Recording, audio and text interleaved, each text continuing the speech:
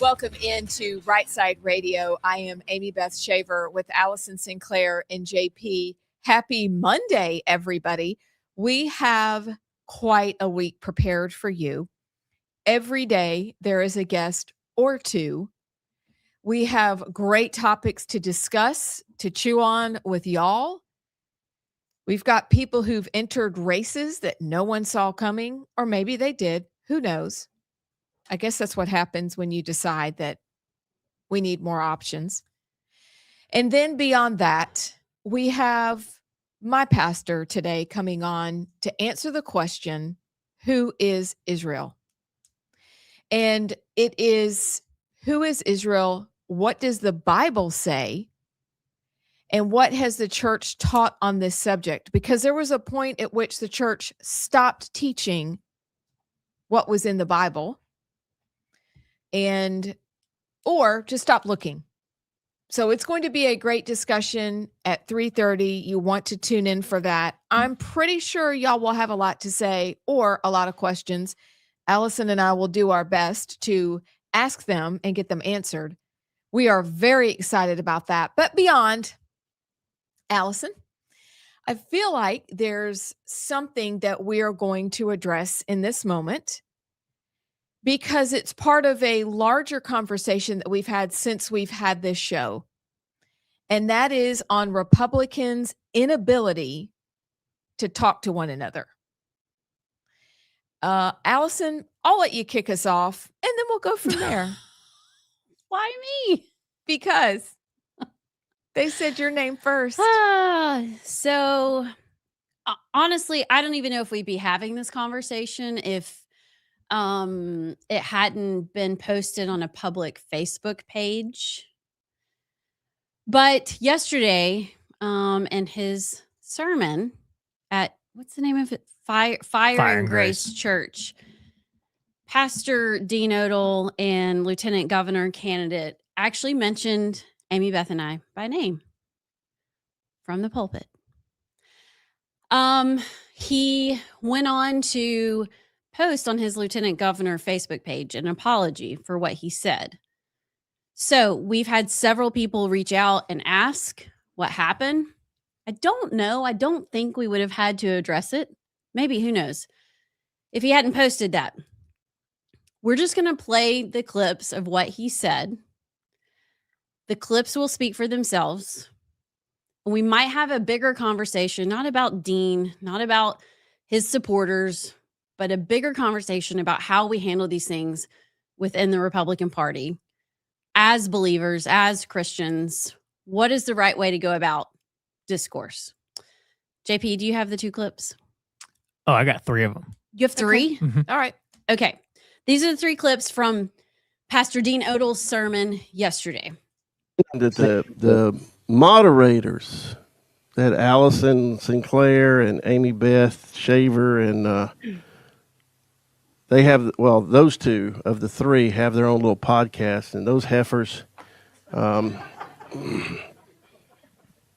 bless their hearts, those heifers decided to go on attack mode, and not just about biblical cosmology, but actually misrepresenting me and about my Lieutenant Colonel Allen West award there, the Black Road Regiment award, as if I brought a weapon. I mean, they really slandered me. Oh, and they also said, because I told Wes Allen when he brought up that I believe flat earth, and I told him, I said, no, you proclaim to be a Christian, and the only difference between me and you is I believe more of the Bible than you do. So they twisted that into saying I was a better Christian than him. Did I say that? No, I didn't say that. But these are how Christians are going to represent another Christian who we should be on the same side. I understand that you probably hadn't spent your last 40 years studying it as intensely as I have. That's okay. That's not what makes you saved. But don't get an arrogant attitude as if you know everything better just because you're a rich little white girl.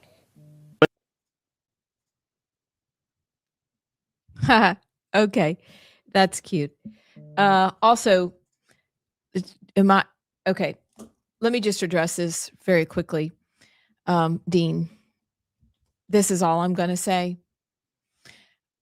My name is AMIE, and I'm not white.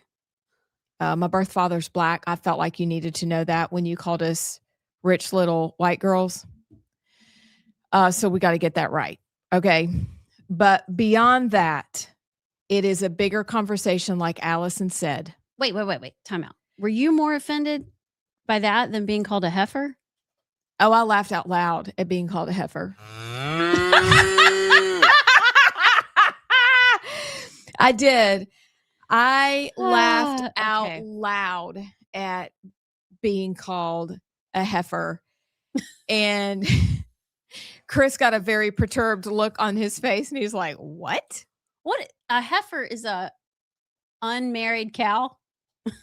An unbirthed, a cow that has not birthed a baby.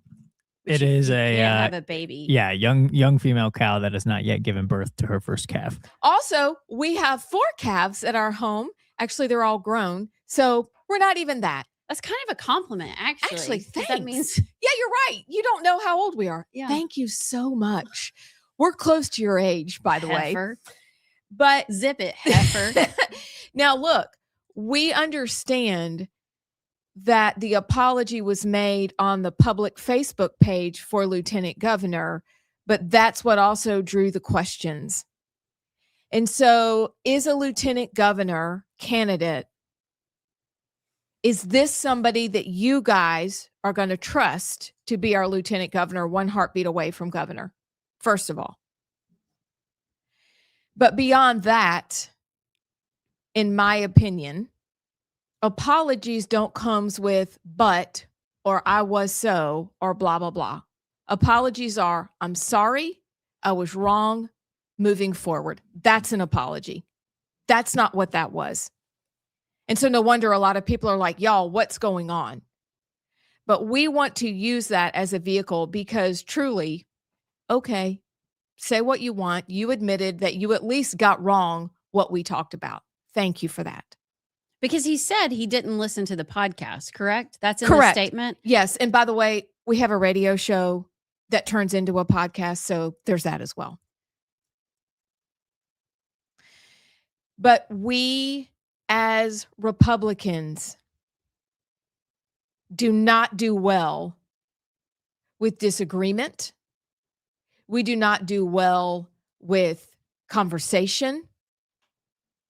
We do not do well. We want people to think just like we do and act just like we do. That's just what we want. That's human nature. In a weird sort of way, it means somebody likes you because you're like, oh, I like this person. I bet we think exactly the same. I don't think exactly the same as my husband, and he's my very best friend in the universe. But it's the bigger conversation of logic, and of an inability to just let things go or take them on in a way that wins your brother instead of continues to slander them. That's a big deal. We don't do that well as Republicans. Here's my thing. Take us 2 heifers out of it. Okay. Say he's talking about other heifers or bulls or whatever that analogy would be. Number one, I think it is absolutely wrong for a pastor to stand in a pulpit and call people out by name like that. If you want to talk big terms, big picture, that's one thing. But when you stand in front of a congregation, if you listen, everybody starts laughing when he said rich little white girls. And then he goes on to say, well, I'm white, so I can say that. And it's just the truth. And then with the heifers, he goes on to say, and everybody knows what a heifer means. Yeah, actually, I really don't know. But anyway, I think that is an really egregious abuse of the pulpit. Mm. What we do, though, and he said that we slandered him because we were asking questions about the axe that he brought on stage, or hatchet. I can't remember which one he called. I think he's called it both, an axe and a hatchet. So we're on a news talk radio show. We hosted a forum. Our job is to critique and comment. We're not speaking for everyone. but we have been given this place of having a microphone, and we intend to use it. Now, you can disagree with us. One of the things that he kept saying was that we said that nobody answered the questions. Actually, if you go back and listen to the podcast, which apparently he didn't, he actually said he didn't listen to the podcast or the radio show before he made those statements from the pulpit. We were actually very fair. We said some great things about Dean. We said some great things about every candidate. Our opinion was a lot of the answers were not to what we wanted. Now, yours could be different, and that's okay. But that's just our opinion. That's what we're here to do. So I think the pulpit and a news talk radio show are very different platforms that should have very different rules, but maybe not at Fire and Grace Church. I don't know. I also would like to say my sweater's from Walmart. It was $16.88. I don't know if rich girls shop at Walmart, but okay. Or would wear Walmart. I don't really care. I actually yesterday wore my $2 Walmart sweater. Which It is was on very clearance. satisfying, by the way. $2. I mean, $16.88 is expensive. But I just really, we've got to do a better job. I think we all get caught up in the moment. I get it. He said in his statement that he was tired and he was emotional. I get it. I do stupid stuff. I get on Facebook and I get petty sometimes, and I really regret it later. But at least if you're going to make those statements from the pulpit to in a public place where people follow you, and really his followers, his congregants, his voters really they are all in on Dean Odle. I mean, they are loyal. I can say that. Loyal. But if you're going to speak to them, make sure you have the facts. That's just my suggestion. Make sure you've listened and you know what you're talking about. In politics, you can never go off what someone told you they heard or what someone said. Like, get to the facts yourself. So I don't know. I don't really want to talk about it anymore, but I felt like we needed to address it a little bit. We did bring in our teacups today. Yes, we did. Yes, because rich white girls, we're just gonna Or drink our tea with our pinkies cappuccino out. girls. Yes. Also, Yes. Cheers to Dean. Pinky up, Abs. Pinky up. Maybe Thank you. we should make a t-shirt. Anyway, we're done with that.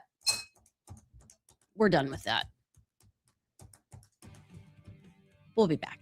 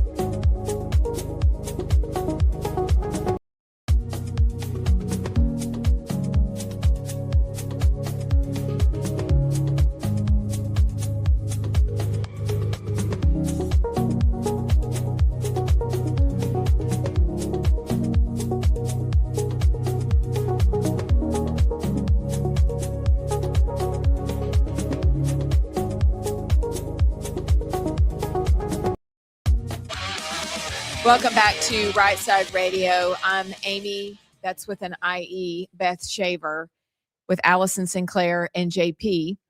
JP, before we do our montage in the 2:30 block, what kind of text do we have going on today? Well, we got Jeff from Indiana who says that he thinks a heifer is a term of endearment. Have you seen the price of steaks lately?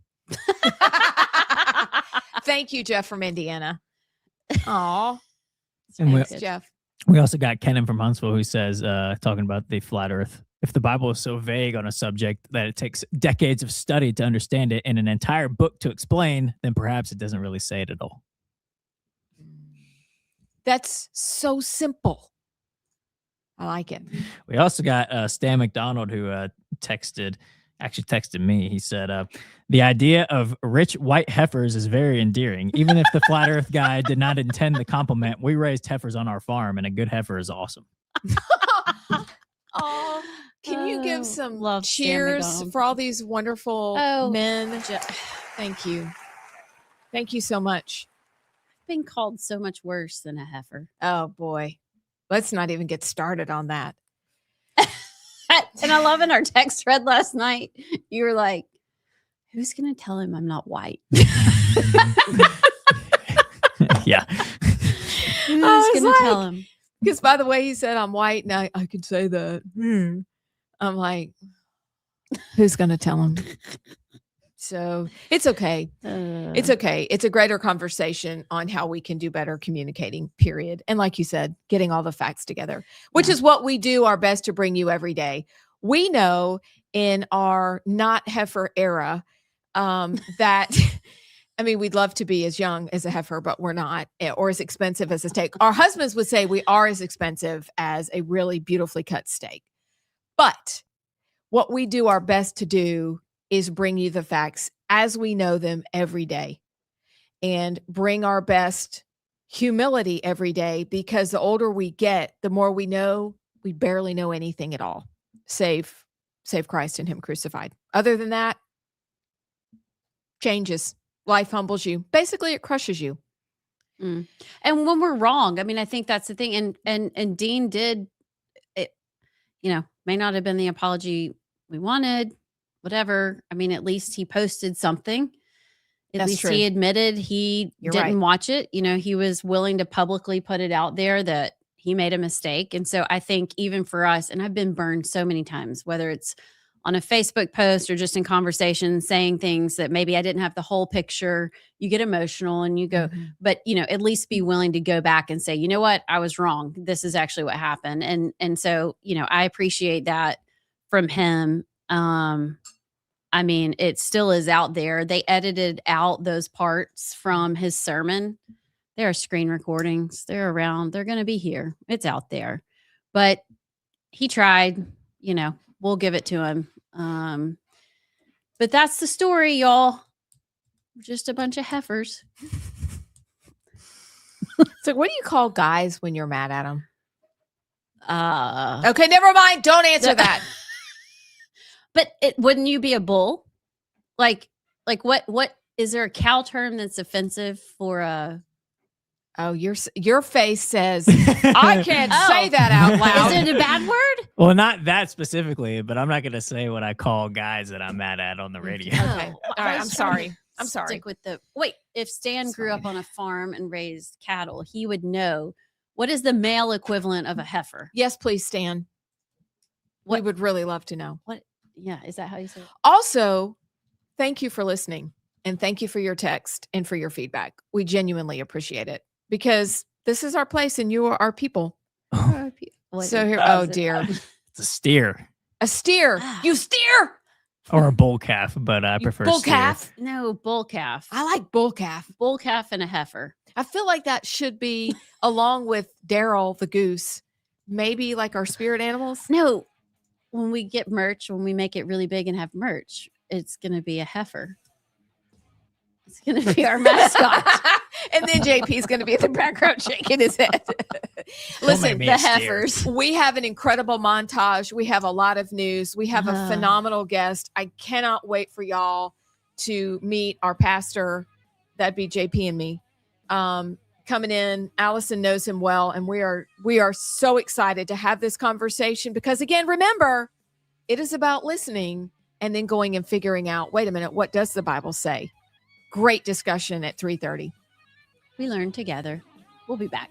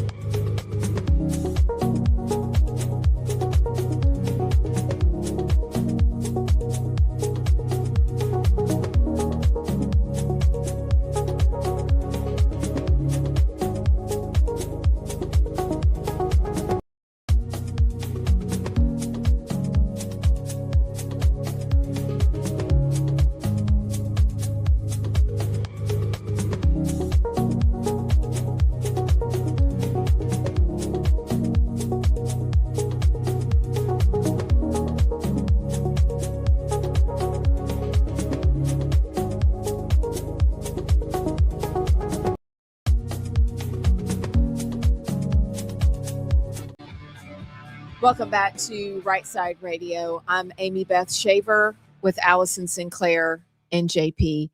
So we're getting ready for another fabulous montage today, filled with stories that I'm sure you're paying attention to, like what in the world is going to happen in Minnesota? Nothing good. And then we have other stories later in the day that we want to get to, just to check in Iran, for example, and what's happened over the weekend there as well. That's later.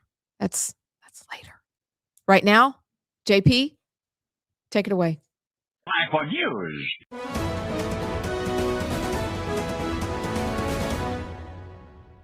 We sent Governor Walz a very strong letter today. We had been working on this letter. We got it out saying that he better support President Trump. He better support the men and women in law enforcement, because if he doesn't, we are. And that's what we're doing right now. We need to go to D.C.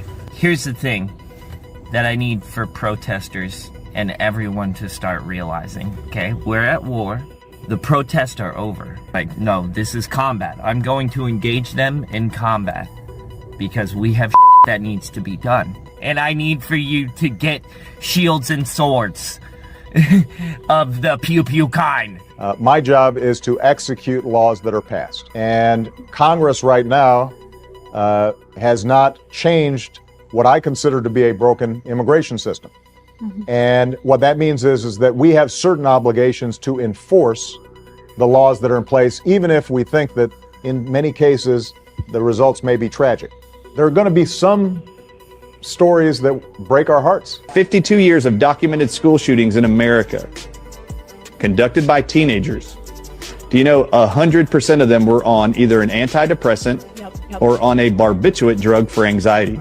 And every one of these antidepressants, including Prozac, Zoloft, Xanax, you name them, all these anti-anxiety drugs and antidepressants, do you know every single one of them are published to increase the risk of suicide behavior and actions, and I quote, lead to violent and homicidal actions. The lesson that they're learning is that Democrats are weak, and that next time we just need to hurt working people and working Americans more. Hurt working people and working Americans more to get them to fold. Oh, my word. I told y'all that was a good one. Aren't you glad we live in a digital world where people's remarks, thoughts are all on camera, or where we can hear them again, like AOC, which we'll get to her in a second. How about though, we start with Pam Bondi and her strongly worded letter. Are you kidding me right now? If you watch that whole interview, she was so annoying. She is why heifers get a bad name. We wrote a really strongly worded letter, and that's what we're going to do. And you better follow through with what we say. Do you know how I'm so over strongly worded letters? Number one, we love to do them in Alabama too. But she's been in that office for a year. Literally tell me one thing she's done. I'm sincerely asking. And if you're a listener, please tell me what she has done besides making strongly worded statements. She's thought about writing other strongly worded statements, okay, and maybe arresting some bad guys. But she doesn't want to, because I don't think she's serious one bit. Did you laugh when you saw her say that? She was like a Karen that's behind you at Target, and your child's like pitching a fit, and they're like, you better get your child to get, shame on you, you better. And I'm like, you're talking to evil people. You're trying to shame Tim Walz.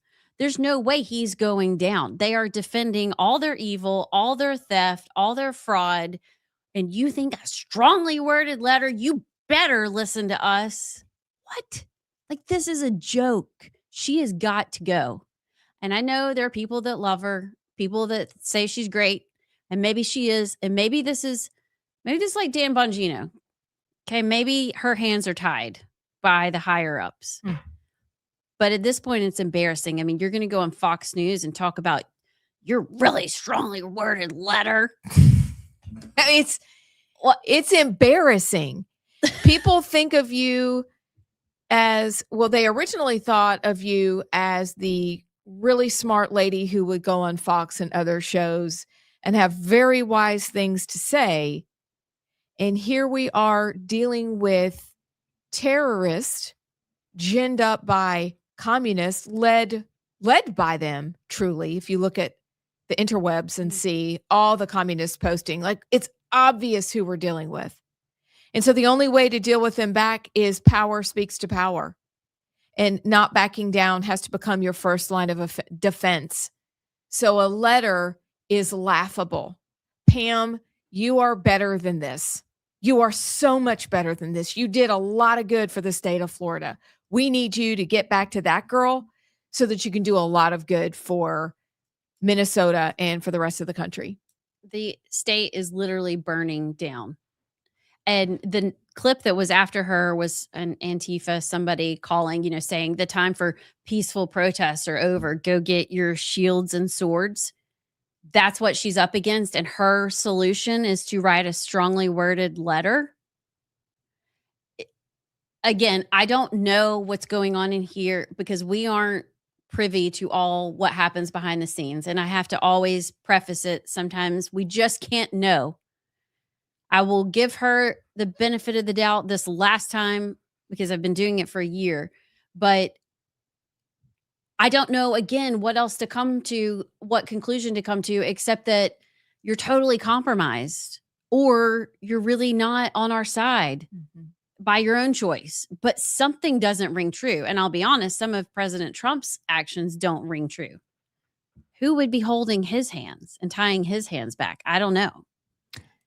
I don't think Pam Bondi has the guts to do what needs to be done. I don't think the Trump administration right now has the guts to do what needs to be done, because what needs to be done right now is you invoke the Insurrection Act and you put this down immediately. Because right now the protesters are winning. We got ICE officers getting their fingers bitten off. And we've got yet another protester that was shot and killed who brought a gun to the protest and was resisting arrest. But I just also Trump insinuated in a statement that maybe eventually he'd be open to pulling ICE out of Minnesota. But this is an insurrection and it needs to be treated like one. But yet again, I feel like this administration is more worried about internal polling, the midterms and optics. But when you don't give the action it requires to squash the insurrection, then you give them all the ammo they need to keep going, because now they've got their victim of the guy who was shot and killed. And you got Tim Walz, saying that he's proud of Minnesota for fighting the Trump administration and winning. It's not being fought with what it needs to be fought with, because Antifa and these protesters are currently defeating the federal government because the federal government is not laying down the law as hard as it needs to squash it. Agreed. Okay. But So- why? Why? Yeah. Why are they not doing what they need to do? Because I know they know. They don't want to. They don't want to. It's much more fun to talk about it and grandstand and take pictures and look, isn't that so bad? But as we have said for years, Allison, when someone tells you who they are, we best believe them. And who are they? They're big yappers with very little to back it up. Kids, young men have shown more courage, and old men going around with the young men exposing fraud in Minnesota. And now ICE has been sent in and they're getting demolished because Soros and Neville Singham and others are coordinating these communist attacks. Look on the interwebs to see that I'm telling you the truth. Don't take my word for it. They've never really seriously considered what they were going to do. So now they're caught with their pants down and they don't want to do anything. So I think it's both and. They don't want to, but they also don't know what to do. So they're frozen by indecision, and it makes everybody look bad. And it gives I don't even know any other word. It's so simple. Bad guys ammunition, and they're going to continue. They will continue until they're forced back into their roach nests where they belong. But we need more than strongly worded letters. We need remembering what Obama said and did. We've got to put in their faces what their heroes did, which is exactly the same thing as far as immigration goes. And then keep in front of us people like us with this opportunity, with this platform. I think we have to keep putting this out there and asking them, why are you doing nothing? So that'll be day one. This is our day one of asking them, why are you doing nothing? Why are you sending only strongly worded letters? We want more for you. Trump administration, you're better than all this. We voted for that other Trump. We want him back, and I need you to handle this like by the end of the week. Handle it. Can somebody get him that message? Please. Well, it is scary because this is clearly coordinated, and all of it came out this weekend about the signal groups in Minneapolis and around Minnesota and how they have different you're assigned a job, and there are different emojis that go with that job, whether you're supposed to be hunting down ICE or federal agents, or you're supposed to be holding up posters, or you're supposed to be blocking the street. I mean, it is very well coordinated. The DOJ apparently has a manual, like an organizational manual of how to do this. And then James O'Keefe, did y'all see that he was up there in the protest and he started getting death threats? I mean, this whole thing is devolving into madness, and it has been. And somebody else died. We haven't talked about it. I can't even remember when it happened. Yesterday. Alex Peretti. Yeah, that was on Saturday, I believe. Yeah. Yeah, all the days run together. Sorry. He had a gun. And that's a whole other discussion. Like, probably if you don't want to get shot or hurt, or you know, if you don't want to die, you don't jump out of an airplane without a parachute. Like, you just don't put yourself in those situations. Why in the world? I mean, you know, these ICE agents, they want to go to their families. They want to go home just like you do. So if you get in a scuffle and you have a gun And in we a can highly see your gun. volatile situation, don't be surprised when you get shot or handled. I mean, I don't understand. And now they just have more ammunition because this administration won't go in and just shut it down. And just again, day one, reminding the Trump administration to please get after this. Why are they in Minneapolis at all, you guys? They're in Minneapolis because Tim Walz oversaw probably some of the biggest fraud in the country's history by letting the Somalis there, and a 24-year-old young man exposed it.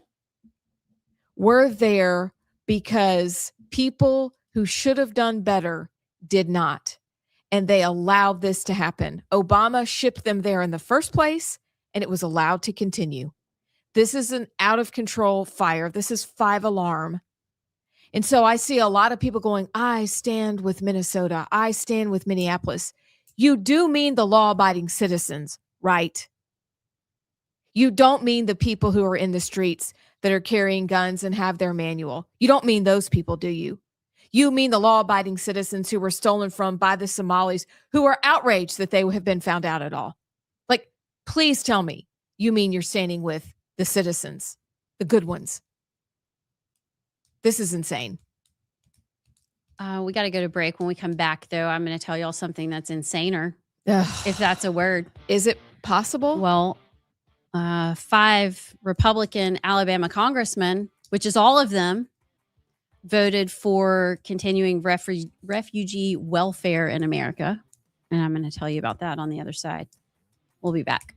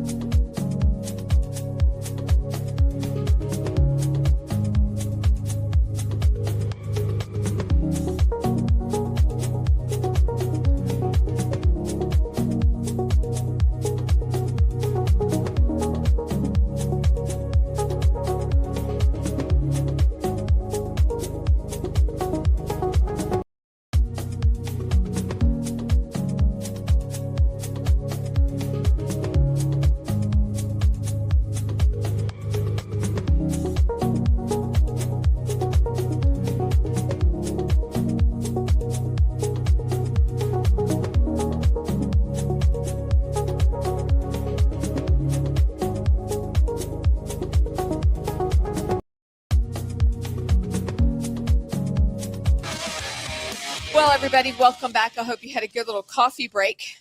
We did. It's getting cold outside. It's so cold. Are y'all freezing today? Because it's real cold. My husband went off in his, like, he looks like a Yankee in his clothes with a like super heavy wool coat. Not a unioner. With a beanie and a thing. It was a whole thing.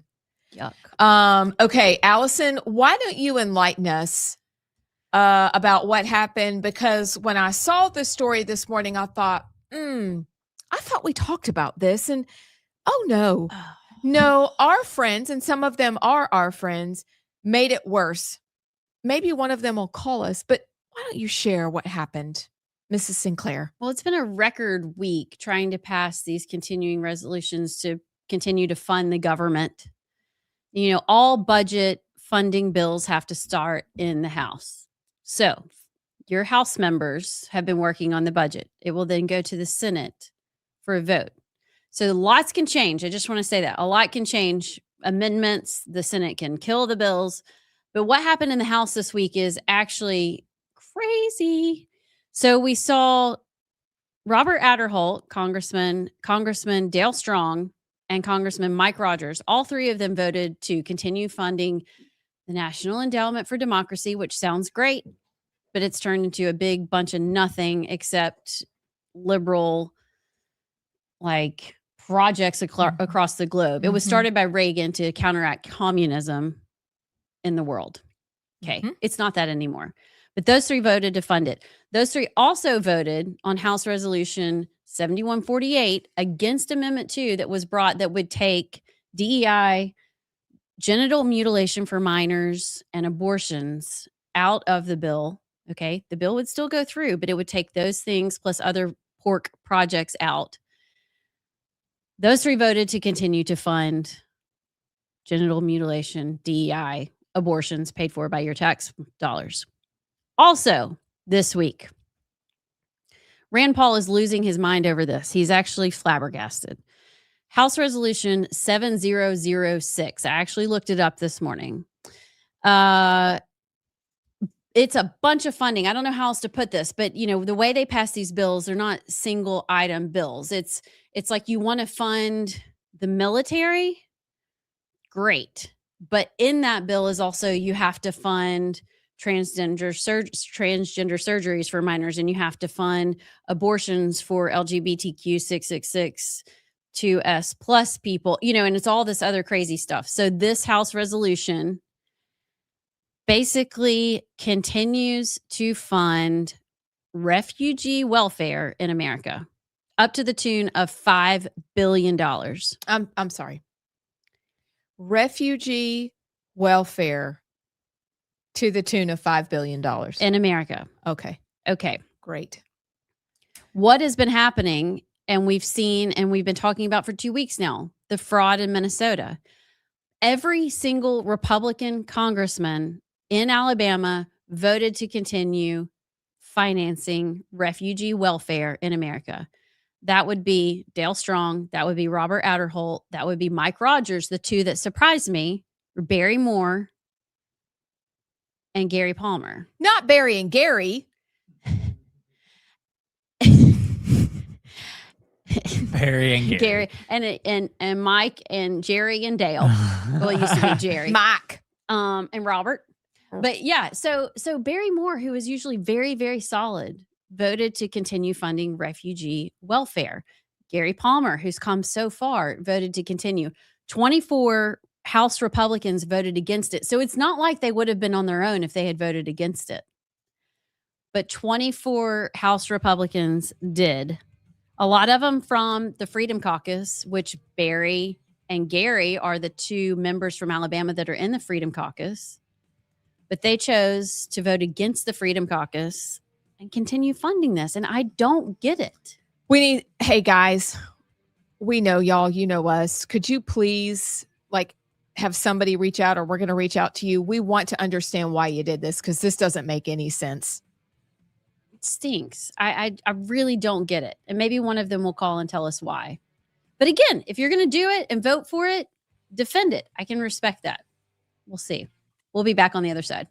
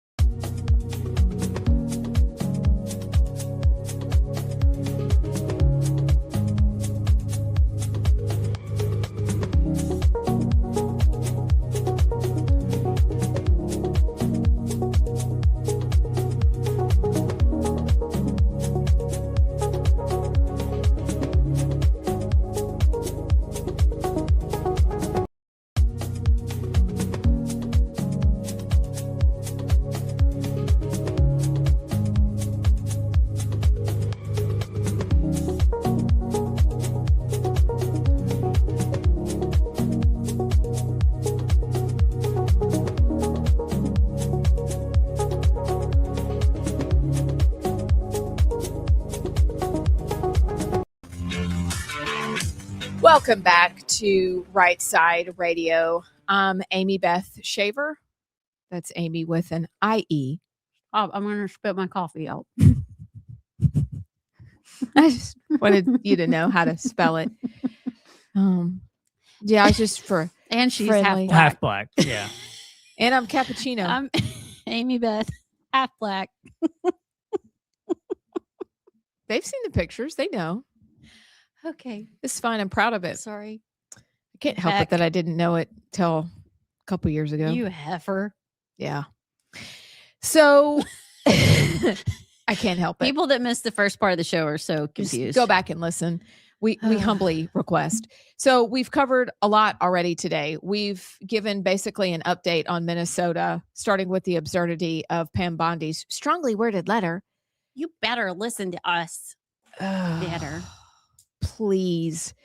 So we also covered, because we spent a lot of time on that, we also covered at the beginning of the show, Republicans not being great at talking to each other before lobbying assertions about each other, making the differential between having a talk show where we talk about all the things because it's our job versus not,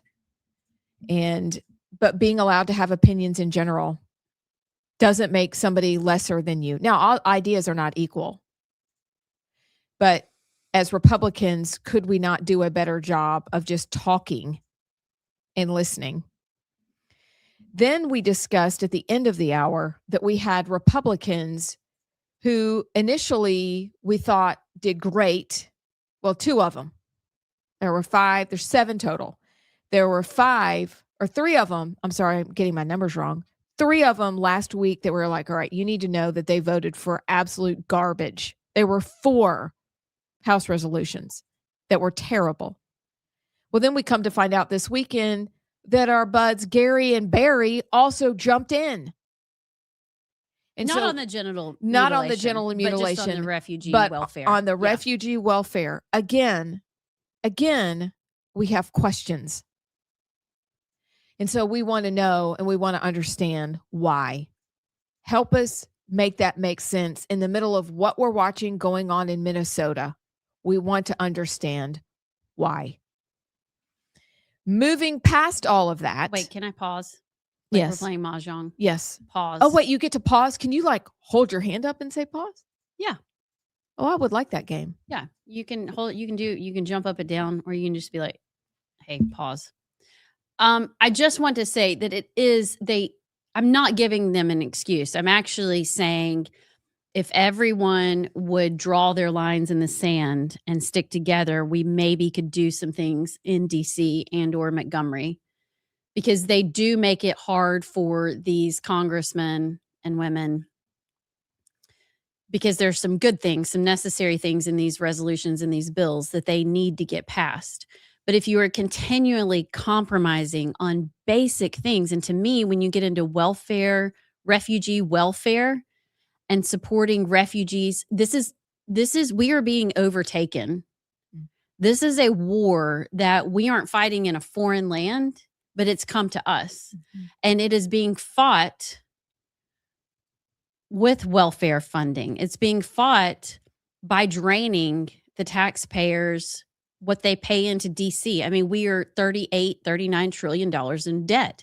Our country will not survive. So when you are looking at this bill, Congressman, there have to be some non-negotiables. And to me, that's one of them. That we're not debating a 5 or 10% tax increase. Okay. Between 5 and 10%, whatever. That's a discussion. Supporting abortion, genital mutilation, DEI, refugee welfare, those are non-negotiables. Our country will not survive if we continue to pass those. So if Barry Moore, Gary Palmer, Dale Strong, Adderholt, and you start going down the line, Rogers, if y'all had the gumballs to stand up and say, no, we're not voting for this, you couple those with the other 24 Republicans that said no, and you get a few more, y'all have a giant block that you could maybe make some things happen. But when you vote for things like this, it makes me go, all right, what special interest group was in that bill that you are obligated to serve? Exactly. I don't know. I invite any of them to come on the show and just explain it. And if we're wrong, and if you can say why you should support that, I'll be the first to say we're wrong. But we can't continue to bend the knee to some of these basic principles. To me, it's almost treason when you vote for things like this. Ugh, that's a really strong statement. But here's the situation. This is why we exist. We are not a Republican cheerleader club. We are a common sense club. And when things don't make sense, we are going to ask questions. We're not assuming the worst about you, but we are assuming the worst about a vote because that one doesn't make sense. So if somebody could explain it to us, maybe we go, oh, we're talking about the policies and principles. That's what we're doing here.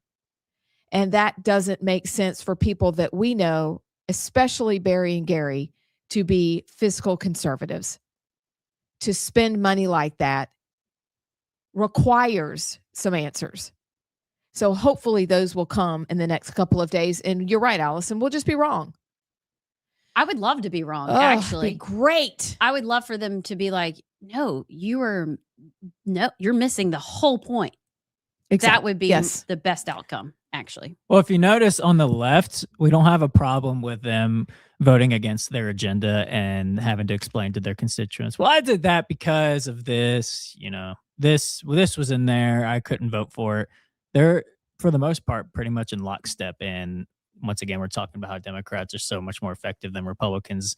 They don't have to explain why they voted on, certain stuff that goes against their agenda. They have their priorities in order, and it's all of their party agendas of mutilating kids, opening the border, that sort of stuff. But I feel like always with Republicans, when stuff comes to priorities of the party and they vote against it, it's always but this was in the bill. I couldn't, or this is why. It's always clearly your priorities aren't in order then, because if you're it's not little stuff. If you're voting to fund the refugee welfare, that is a core fundamental thing that is against our party's values, allegedly. So then, then you don't actually value what you say you value, because it's like the saying of, if you look at everybody's day and what they spend time on, that shows what their priorities are. No matter what you say with your lip service, what that shows what your priorities are. Whatever you vote for, clearly you're saying that, but that is more important than not funding the refugee welfare or not funding child mutilation. So you can say your buts, but that but was clearly more important than what you say you value as a conservative. So I'm sure they have an answer. I'm sure they have a but it shouldn't be higher priority than not funding this crap. I agree. And we'll see. It'll be great to find out. And then I know in just a minute we're going to take a break because we want to prepare ourselves for the conversation we're about to have. Because it's a great conversation. It's a subject we were preached on at church about yesterday. And it is this question of who is Israel? And many of you have an answer for that question, or to that question. But within that answer, do we also realize how clouded that picture has become by this thing called dispensationalism and the Schofield Study Bible and Millerism and Darbyism that started in the 1800s? It really came out of the Second Great Awakening. That has affected us more than we have any idea, because up until that time, the church's teaching for thousands of years, or 1800 years really, was completely different. They knew nothing of the things that were taught by the Millers and the Darbys and the Schofields of this world. Nothing. So we're going to go revisit what the church used to teach, what it's always stood for, and what's happened. And so that's why we're asking the question, who is Israel? And we're asking my pastor because, to me, I haven't heard any other sermons better or teaching better or articles better. We're going to put them in show notes for you today so that you can have them. And I'm also going to throw in one other teaching series that I think you might consider listening to if you want to deep dive into this subject, because it's fascinating. It's fascinating. but I think it's one that we need to wrap our brains around. And so at 3:30, that's what we're going to be doing. I think it's a hard discussion to have because, well, for a few reasons. One is in 2026, everybody is very passionate. We saw this last year become with what happened in Gaza and Israel and that conflict. And then Charlie Kirk, Tucker Carlson, a lot of just cultural conversations going back to why do we support Israel? And it's all kind of mushy and intertwined. And so I think we're all, myself included, are having to think through this. Who is Israel? What is Israel? Is it the land? Is it the people? Is it a religion? Is it a race? Like, it's this whole thing that honestly, I have never until probably the past year really spent much time digging into. Now, everybody, and I don't know, the three of us may come to different conclusions in the end, but I think it's a discussion you have to start having because your worldview informs everything, including your geopolitical view of how you interact with countries like Israel or countries like Iran. You know, you have to understand spiritually, theologically, politically, like what you believe and how it determines what you will support and how you go forward. So when Rich Lusk, who, is a friend and I really, really respect, and actually he's doing some great things. I think when he comes on, it's going to be, for some of you, really new, for some of you not, but just listen. And if you disagree, you disagree. But I think we've got to have that conversation so we can really honestly deal with a lot of the political issues that are coming down from DC and really around the world right now. So I'm looking forward to it. I think. Let's just all be friends afterwards, okay? Like we say, XOXO. We're going to all be friends. We'll be back.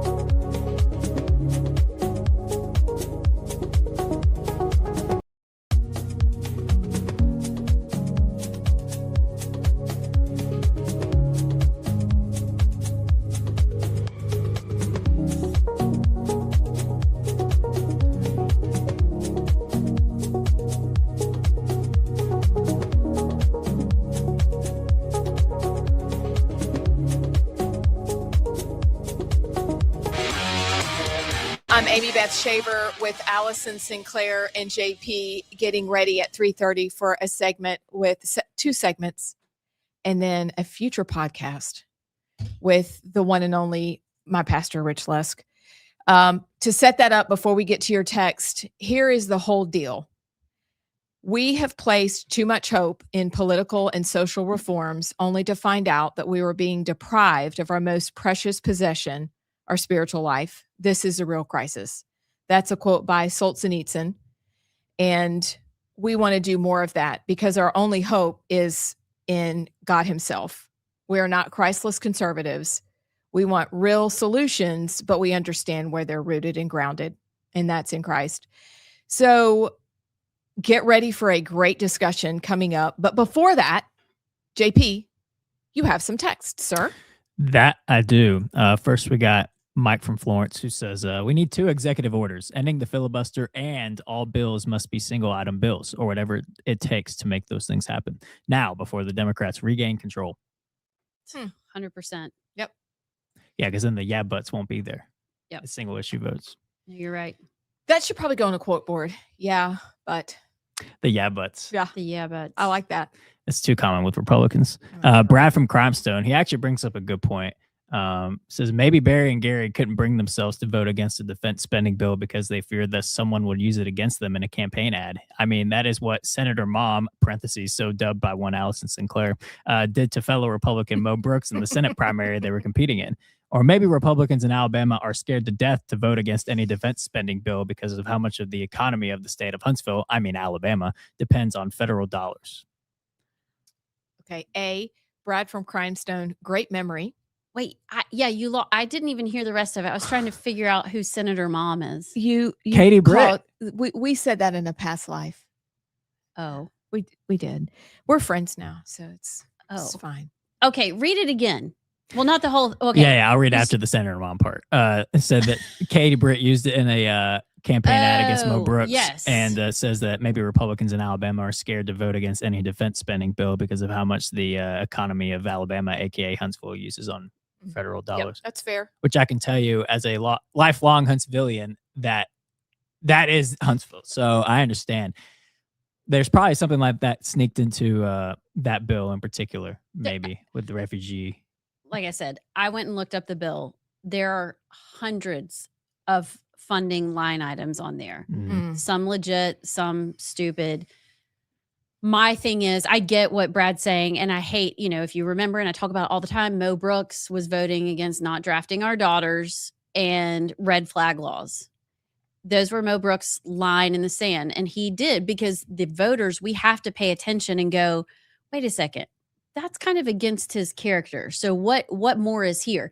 That's what I'm proposing with Barry and Gary, because the other 3, you look up their Heritage Liberty scores, like we talked about, they're in the 60s. I'm not surprised.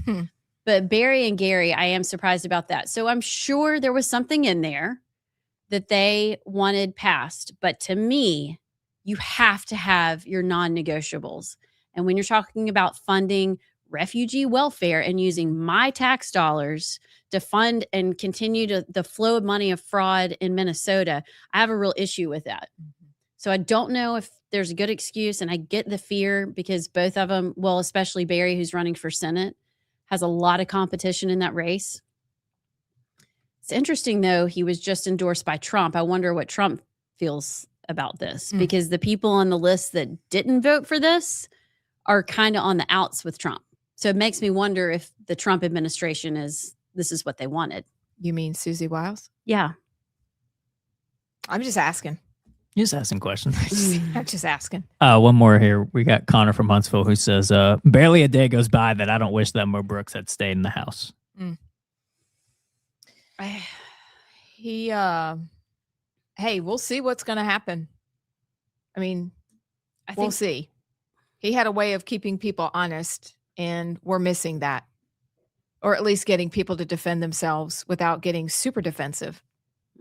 So we'll see what happens in this race, because maybe it'll be nice to have him in Alabama, and maybe he'll be able to straighten some things out in the state house. But right now we have big questions about the way the people we respect are spending our money. Yeah, I feel like we might be saying the same thing outside of this vote about Barry Moore. He has a 96% heritage score card rating. I mean, he is historically extremely conservative and always pulls that delegation right. This was just a weird one. I don't know. I'm missing something. Okay, we're going to take a break. When we get back, we will have Pastor Rich Lusk with we're going to talk about all the things concerning Israel. We'll get to your questions. If you have some for Pastor Lusk, send them in. We'll try and get to them. We'll be back.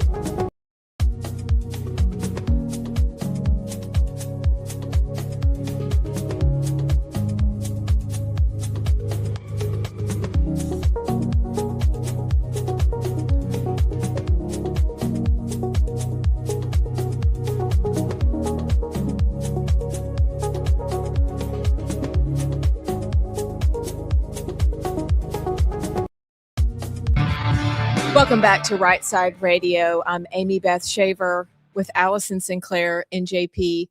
Thrilled to be joined by Chris and I's pastor, Rich Lusk. He is a father of 4, married to an amazing lady that we have come to absolutely adore, with 4 great adult children. He has a podcast of his own called Got a Minute. He writes, one of the articles, y'all, that I'm going to put in show notes for you was in The Federalist about who is Israel.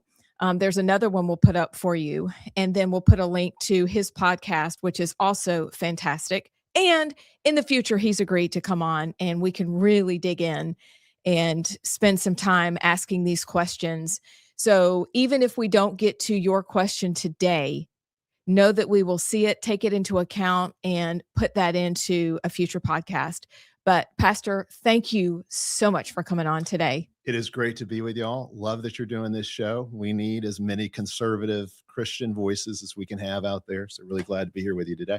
Well, thank you. And we actually need to say thanks to Brian Dawson, because we wouldn't have known about you without him and this whole subject. So yeah. I need to say thank you for that. But we're asking the question that seems to be on everybody's lips. You preached on it yesterday, but who is Israel to us? Yeah, this question, I think, has been a central question for Christians for a really long time now, especially since 1948, when the modern nation state of Israel was formed. But of course, it's always been a theological question. And that's really where I want to start with it is, what does the Bible say about who Israel is? And the simplest answer would be to say that Israel is the people of God. God chose a nation in the Old Covenant. That nation was called Israel. But I think the best way to approach this theologically is to point to what Israel was pointing to, which is Jesus. And so really where I like to start to answer this question is to say Jesus is Israel. So think about it this way. When David goes to fight Goliath, he represents his nation. Sometimes theologians refer to this as a corporate person. He represents Israel. He's acting on behalf of Israel. If he defeats Goliath, that's a victory for Israel. If he gets defeated, that's a loss for Israel. So he embodies Israel in himself. Okay, well, that's a foreshadowing. That's a picture of Jesus. Jesus comes to be the true Israel. And it's really interesting. There are all kinds of ways that the New Testament presents this to us, that Jesus is the true Israel. What that means is Jesus takes the mission of Israel onto himself. He does what Israel should have done. He becomes what Israel should have been.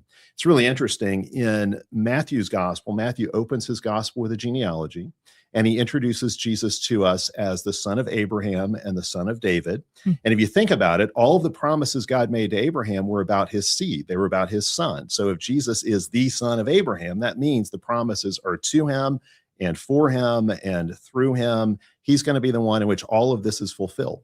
Same with son of David. That was the promise to David, that he will have a son who will reign on the throne forever, who will reign on the throne over Israel, and who will reign on God's throne. So if Jesus is the son of David, that means all of those promises, that whole covenant, all those covenant promises will be fulfilled in Jesus. And as Matthew's gospel unfolds, what you find is he presents Jesus to us as a new Israel. So there are all kinds of parallels between the history of Israel and the life of Jesus. As Matthew's gospel unfolds, it's just like you see Jesus reliving Israel's history with one important difference, and that difference is every place where Israel failed, Jesus gets it right. So you think about Israel in slavery in Egypt. Pharaoh tried to kill the baby boys. Herod tries to kill baby Jesus. The Israelites have an exodus in Matthew chapter 2. They have an exodus out of Egypt. Jesus has his exodus down to Egypt and then out of Egypt. And Matthew actually takes there in Matthew chapter 2, he takes a line from Hosea, out of Egypt, I've called my son. Originally, that's a line about the nation of Israel. You can go look at it in its original context in Hebrews 11. It's really about Israel. Matthew says that comes to fulfillment in Jesus. What happens next? The Israelites cross through the Red Sea. What happens next to Jesus? And Paul calls that Red Sea crossing a baptism. Jesus is baptized in the Jordan River. They go into the wilderness for 40 years. Jesus goes into the wilderness for 40 days. They go to the mountain and get the law. Jesus goes up on the mountain and gives the Sermon on the Mount. He gives his disciples a law. So it's just tracking with the history of Israel, the story of Israel. Jesus is reliving it, but at every point he gets it right. So when Israel was in the wilderness, they grumbled, they complained, they turned against God. What does Jesus do? He gets tempted 3 times by Satan. He resists those temptations by quoting from Deuteronomy, the book that Moses gave to the Israelites at the end of their wilderness wandering. And as the rest of Matthew's gospel unfolds, you see that Matthew presents Jesus to us as a new Israel, as a new Moses, as a new David, as a new Solomon, as a new Jeremiah. Jesus is fulfilling all of these identities, all these main figures from Old Covenant history. Jesus fulfills them. So I think that's where you have to start. And if we can answer that question rightly and understand how Jesus fulfills the mission and the purpose of Israel, the identity of Israel, all the promises God made to Israel will come to fulfillment in him. Everything else is going to flow out of that. Okay. I've written down so many things. Do you want to start with Ted Cruz? Do you want to start with 1948? I mean, I guess having said all that, is the Old Testament Israel the same as the 1948 Israel? And when Ted Cruz says Genesis 12:3, those that bless me, I will bless; those that curse me, I will curse. It doesn't actually even say Israel. It says Abraham. It says Abraham. Right. He substituted Israel. So kind of fit that together when we talk about we have to support Israel because they are our biggest ally or because they're God's chosen people. Are we talking about the same Israel? Do you see what I'm saying? Yeah. Okay. So let me get there. We're going to get there. Okay. Okay. Let me add one more step. I'm just going to drink my coffee. Jesus is Israel. Okay. Everyone who is united to Jesus becomes Israel as well. So Jesus is the ultimate Israelite.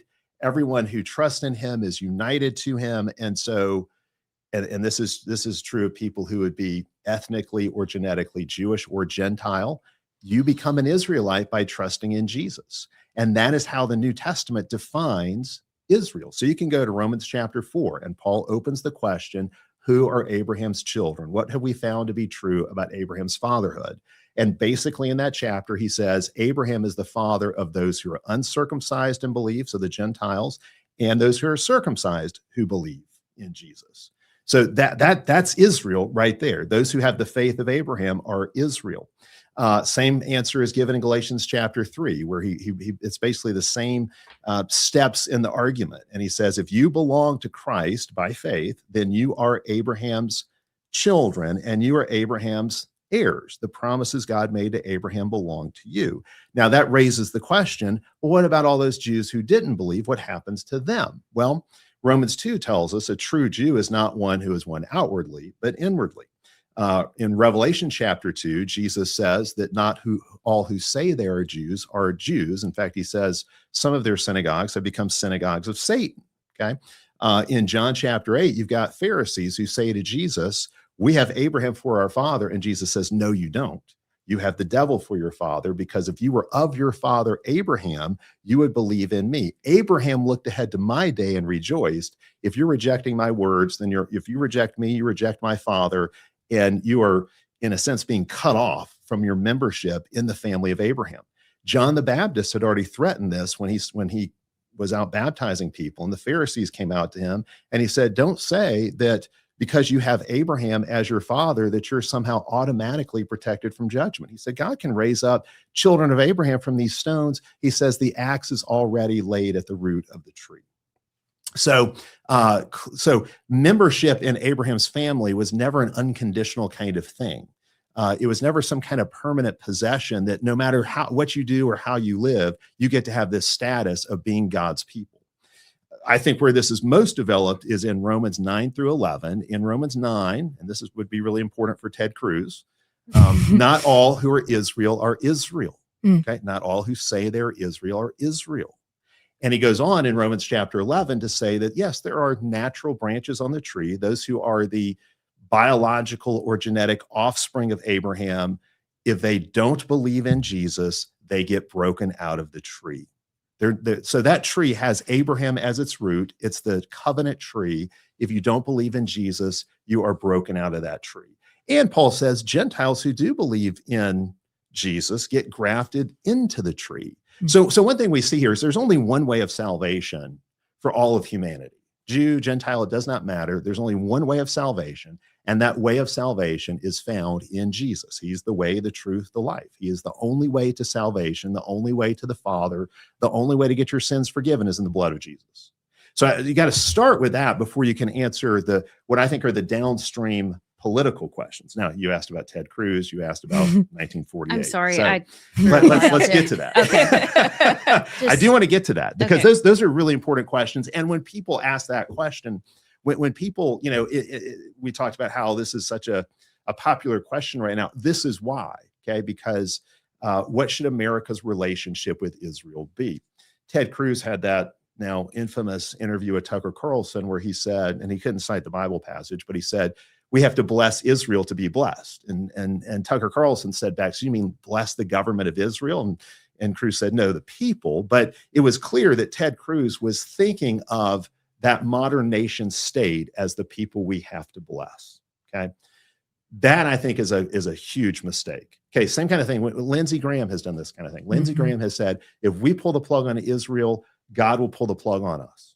If America in some way cuts off her relationship with Israel, that's going to bring the judgment of God. Okay, the reality is there are a lot of things that could bring the judgment of God on our nation.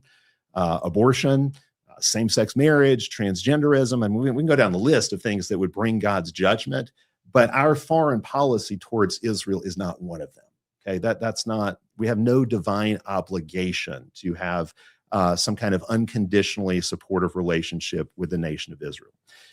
Okay, go ahead. Would you say that about every nation? Yes, it's Okay. no different. It's no different. Whether or not the kinds of relationships that America as a nation should have with other nations are going to be based on wisdom. They're questions of wisdom. They're questions of American interest, what serves the American people best. And, we could get into whether or not our relationship with Israel has served the best interests of the American people. I mean, I think that's a really interesting question in and of itself. I'm not a foreign policy expert, but I've got some thoughts on it. But what I want to argue against, because this is a theological question, is the idea that we have some kind of unconditional obligation to support the nation that calls itself Israel over in the Middle East today. Okay, a nation that came into existence in 1948. That nation came into existence because obviously Jews had a long history. Sometimes Jews were the persecutors, sometimes they got persecuted. You look at in the book of Acts, the Jews are the ones who are persecuting the Christians. You look at later medieval history, Christians often did some unkind, some very cruel things to Jews. And of course, we know that sort of reached its apex with Hitler and everything that happened in Nazi Germany and how the Jews were treated then. So it made sense in the aftermath of World War II to give the Jews a homeland. That Zionist movement had been going on for some time, and obviously, with everything that happened with the Nazis, it made sense to give Israel a homeland. Now, a couple things about that. One, you can question the location of it. Obviously, they had a historical connection to that land, but they had not lived in that part of the Middle East in huge numbers in a really long time. And of course, there's a lot of water under the bridge. You've got the rise of Islam. You've got all kinds of other things that happen. And of course, you've got these European powers that were sort of carving up the map and however they saw fit, not always the wisest way. But if you put the Jews there, you're putting them in the middle of all kinds of people who hate them. So there were actually people who wanted the Jews to have a homeland, but somewhere else in the world. So it was just an accident of history in some ways that they ended up back there. It's also worth noting that when the Jews started to move back and this homeland was being set up, there were a lot of debates amongst the Jews themselves what it should be called. There were some who wanted to call it the Jewish state or call it Judea, because really the only Jews that truly have a tribal identity that has been preserved are the members of the southern tribe of Judah. And that's why they're called Jews after the exile. And so that was a thought that it would be called Judea. Others wanted to call it Zion. Others wanted to name it after, I think his name is Theodore Herzl, I think is how you say it, who was one of the proponents of giving the Jews a homeland. And some wanted to call it something like Herzl land or something, something like that, which we're probably not having this discussion if that had happened, because nobody would think that Herzl land is a fulfillment of prophecy. But they ended up calling it Israel, and it was like a 7-3 vote or something like that. And you can go online and look at this. President Truman, when he was sending out the press release to basically acknowledged this newly created state in 1948. It was May 14th, 1948. It was typed out, of course, on an old-fashioned typewriter, and it said, we're acknowledging this Jewish state that has been formed. And then in pen, they crossed out Jewish state and they wrote in the nation of Israel, because it was a last-minute decision to call it Israel. So again, I think that there's probably a lot less confusion. If they hadn't called it Israel, they did. And so here we are. And then we have to take a break. Yeah. But we have so many questions. Don't go anywhere. And I usually take us out. You go. We'll be right back.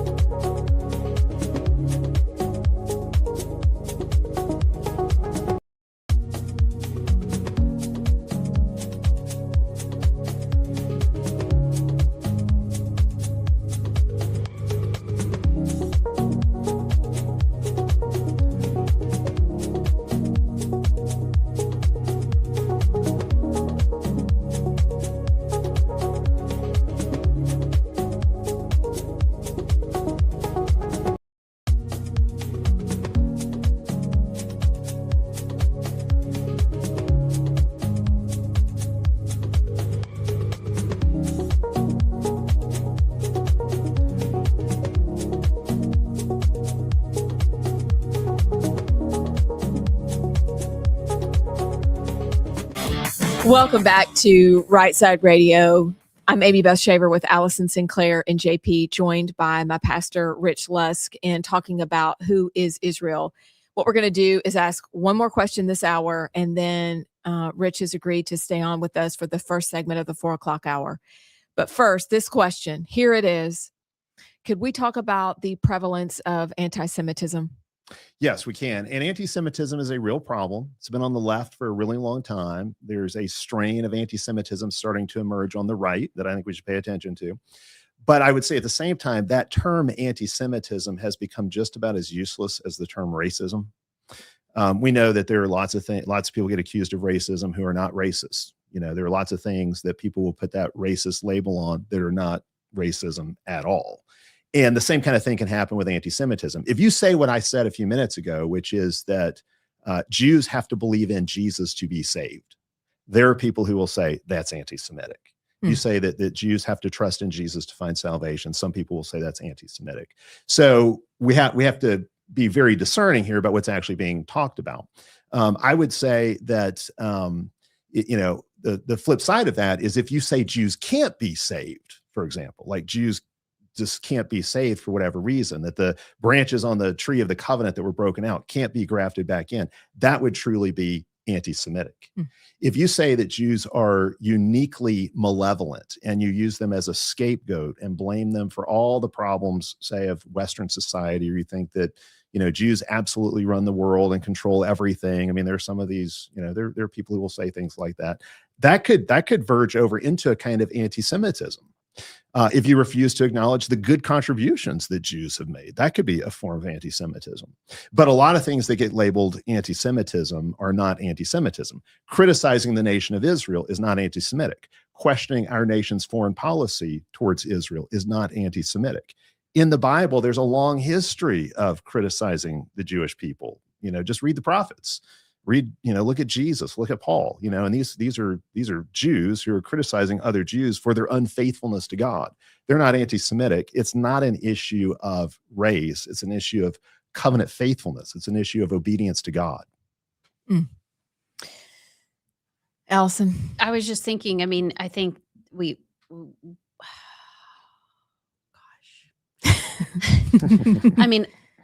it's a really difficult discussion because it is nuanced. It is. And it's emotional and it's theological. It touches on, it's political. It touches on every aspect of kind of our lives. But I really am so grateful for you being here and for sticking around for another segment because, wherever you fall after this interview or on the spectrum, after you do some research, that's between you and God and where you land, but at least be willing to have the conversation. And I think it's, this is a unique platform to have, to have it, but we're just putting it out there. Yeah. And people can do with it what they want and let God move in their hearts. I've had to come really far on this subject. And it's been a process, but we'll be back with Pastor Rich Lusk, more on Israel. What does that mean? Who are they? On the other side.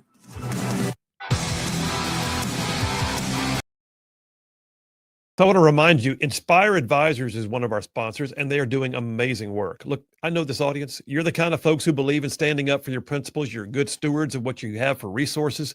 What if the companies you are investing in, though, don't reflect your values at all? Well, that's why you need to meet Paul Breyer and his team at Inspire Advisors. Inspire Advisors, experts in the field of biblically responsible investing. Look, they can help you grow your bottom line while also being proud of what companies you invest in. Inspire Advisors, you got to check them out.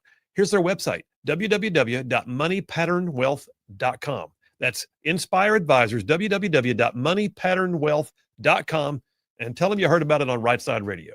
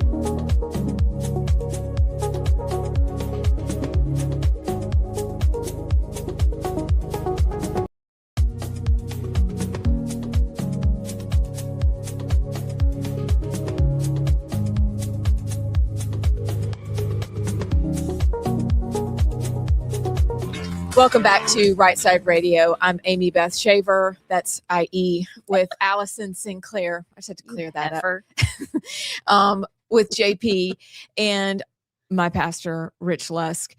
So we're finishing up our discussion on who is Israel, and we just have a few questions before the end of this segment. Just a few, I'm sure. Just a few. We're Just a few small questions. really holding back. But like I said at the beginning, we'll put this in show notes. Y'all can do your research. Some of you are like tracking 100%, get it. For some of you, this is completely new. And maybe it's making you a little angry because this is different from a dispensationalist point of view. Okay, be that as it may, from our initial discussion starting at 2:00, talking, listening before lobbing assertions, that's really what we want to do. Find out what the Bible has to say, dig into that, because that's our frame of reference. So, who is Israel? And to dive into the last part of our interview is to ask this question. When the whole thing happened on October 7th, and it was horrific, you heard so many people say, but we've got to support Israel. Why do so many believers feel like we have to support them? Period. End of discussion. That's it. I'm going to cut you off if you don't agree with me. Yeah. So for a lot of evangelical conservative Christians, I think they look at the issue this way. Because they're either committed to dispensational theology or have been influenced by it. Now, so what is dispensationalism? Well, dispensationalism in the history of the church is a relatively novel theology. It only emerges within the last couple hundred years, and it is a different way of reading the Bible than what the church has historically been committed to, which would be called covenant theology. So covenant theology reads the Bible as one story from beginning to end. There's one God, there's one way of salvation. God has one people throughout history. And the church is the new Israel. The church's relationship to Israel is like the bud to the flower, or the caterpillar to the butterfly, or the toddler to the adult. That's actually the analogy Paul uses in Galatians 4. So the church is Israel enlarged, expanded, and fulfilled. Dispensationalism cuts the Bible up into different dispensations, each which have their own people, often their own way of salvation, and they're sort of these airtight, sealed off compartments within history. And that particularly manifests itself in dispensationalism, where Israel is one thing and the church is something else. So there have been a lot of different versions of dispensationalism, and largely because, quite honestly, it's been heavily criticized by covenant theologians over the years, that it has softened in some ways and it has developed in some ways. But dispensationalism basically sees a sharp divide between the Jews, or you could say Israel, and the church. They really don't have anything to do with each other. And we're now living in what is called the church age, which was unforeseen from the perspective of the old covenant prophets. And Jews have got their own way of salvation. They're an earthly people. Gentiles have their own way of salvation. They're heavenly people. They have nothing to do with each other. But the idea in dispensationalism is that Jews continue to be God's people no matter what. So even if they reject their Messiah and continue to turn against God, they still have some kind of special relationship with God. Some extreme dispensationalists might say they're saved simply because of their connection with Abraham, no matter how they live. And I don't see how that to me really seems to violate Christian orthodoxy, which teaches there's only one way of salvation, which is faith in Jesus. Other versions of dispensationalism may not go that far, but they still have this view that Israel, as she exists today, is really important to end times prophecy. Israel, as she exists today, even though it's, you look at the modern nation state of Israel that came into existence in 1948, it is a secular progressive nation. Today, it's largely a socialist nation with government-funded abortion, and it's pro-LGBTQ. It's pretty hostile to Christians. Christians really aren't very free to evangelize there. It is pretty hostile to the Christian faith and to the Christian church. But there's still dispensational Christians who will say they're God's people. They've got this irrevocable, unconditional relationship with God, and no matter what, we should see them as God's people. In Romans chapter 11, Paul speaks of those unbelieving Jews who have been broken out of the covenant tree, and he says they are enemies of the gospel. He says they're still beloved and they do have a future, and Paul expects them to be grafted back in at some point in the future, but they'll be grafted back in when they come to faith in Jesus and they come into the church. In the meantime, they are broken out branches, and Paul calls them enemies of the gospel. Now, that doesn't, at a personal level, obviously, if you know a Jewish person who's not a Christian, you should love that person. You should evangelize that person. You shouldn't have any unique hostility towards that person. You should view them as you would any non-Christian, really. But we need to understand what the Bible says about this. It does not teach that Jews are God's people no matter what. Hosea even says to the northern tribes of Israel, "You're not my people." He cuts them off. So, and again, you've got those places in Scripture that I already made reference to, like Romans 9:6. Not all who are Israel are Israel. Not all who say they're Jews are Jews. So you got those kind of things in Scripture too. So dispensationalism is a confusion, but dispensationalism, because it has been so prevalent in the conservative church, and particularly in the South, like if you grew up with the Left Behind books, or lots of talk about the rapture and those kinds of things, which again don't represent historic Christian eschatology, a historic Christian view of prophecy in the end times. That's also all a novelty, which may be a surprise to some people, but that's just a fact. That is a novelty in the history of the church. If you grew up with those kind of things, then you probably grew up with a certain view of Israel. And this view that this nation of Israel that was formed in 1948 has got some special role to play in God's purposes. I'm old enough, I can remember when a really popular book for evangelicals was 88 Reasons Why Jesus is Coming Back in 1988, okay? And of course, that didn't happen. But the theology has persisted.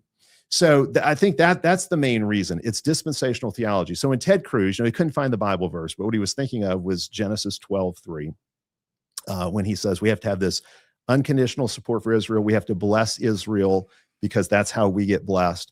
The reality is, if you look at how the New Testament shows who are the children of Abraham, I talked about this already. You go to Romans 4, you go to Galatians 3, you will see the children of Abraham are Christians. Okay, there was Ted Cruz talked about what his Sunday school teacher taught him. This is what my Sunday school teacher taught me. It's that little song about Abraham's children. I am, how does it go? I'm drawing Father Abraham. Father Abraham had many children. Many children had Father Abraham. I am one of them, and so are you. Okay. That's good theology for Christians. That's a good theology. We are children of Abraham. We've been brought in, and those who don't believe in Jesus have been cut out. And that's the plain teaching of Scripture. So that's what's going on there. So in terms of how we view that nation that was formed in 1948, we should view it more or less like we would view any other nation. The relationship that America pursues with the modern nation state of Israel should be a relationship that serves America's best interests. Now, what's interesting is you will have a lot of people who say that, the problem is Israel controls America. And I can remember this too. And Pat Buchanan got into a lot of trouble for calling Congress Israeli occupied territory. Mm-hmm. I think there are some pretty good questions to raise there in terms of Jewish influence on our politicians. Where does this money come from, and how do they use it? What kind of leverage do they really have? Those are questions we ought to ask. And have we been dragged into wars in the Middle East on behalf of Israel because these Israeli lobbying groups have a lot of influence, a lot of pull with our politicians? And you combine that with the dispensational theology that says the modern nation state of Israel is somehow important in God's end time purposes, and they're still God's people no matter what they do. And you can see how, that mix of things together could produce this kind of foreign policy. But it's interesting to me, you've got you have some Americans now who have looked at this and said, well, the problem is Israel controls everything. I have read some of this from the Israeli perspective, and they'll say, our problem is America controls Israel. They look at it the other way, and they would like to do away with American foreign aid and all of that because they want Israel to be much more independent. So it is a complicated, tangled mess when it comes to the foreign policy. On the one hand, I think radical Islam, especially of the sort that you have a breeding ground for in the Middle East, is the single biggest threat to Christians in the world. And something like 90% of Christians who are put to death every year are put to death by Muslims.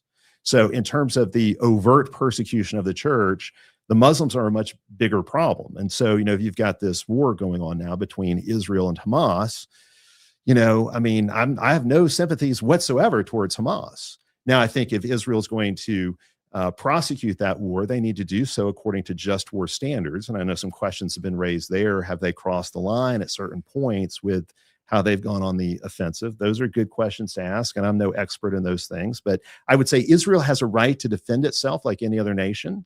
They've got an obligation to abide by just war norms like we would expect of any Western nation. They are the only Western-friendly nation in that part of the world. So there's that. But on the other hand, yeah, there's a lot of questions. There's just, and I would even say, there are some people who say we should just cut Israel loose altogether, but that could create a whole new set of issues, because I have no doubt that if America did completely cut Israel loose in the Middle East, they would become much more aggressive just as a matter of self-defense. And they would become, I think, would do all that they could. They would be much more assertive, trying to make sure that they are safe, and would probably be very interested in greatly enlarging their territory. So, I'm not a foreign policy expert. There's a lot of really complicated questions involved in that. But the one thing I would say we cannot do is base American foreign policy on a wrong-headed reading of a passage like Genesis 12:3. That's not how we get God's blessing. It's not by supporting the modern nation state of Israel. If America wants God's blessing, America should bless the church, because the church is composed of the true children of Abraham. There are a lot of Christians over in the Middle East who are suffering greatly. Why don't we bless them? You look at the church in our own land, the true and faithful church. Our nation needs to bless the people of God, the church, those who identify with Jesus.